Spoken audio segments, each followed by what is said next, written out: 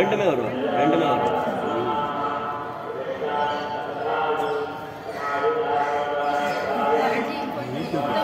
Okay, இது ஆயிரங்கால் மண்டபம் சொல்றது.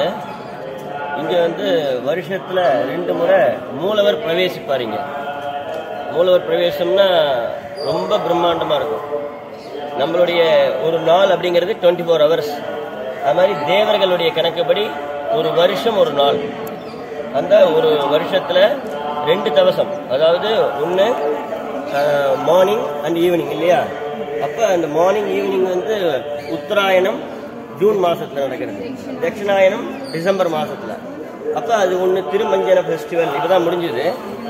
அண்ட் ஆருத்ரா தரிசனம், மார்கழி ஆருத்ரா தரிசனம் அது நடக்கும்போது மூலவர் வரக்கூடிய இடம் இது.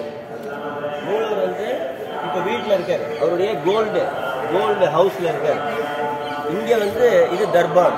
இந்த தர்பார்ல பிரவேசம் பண்ணி எல்லாருடைய மக்களுக்கு என்னென்ன வேணுமோ அங்க கொடுப்பார். அதுக்காக லட்சக்கணக்கான பீப்புள் சுவாமி பார்க்கறது வருவார்.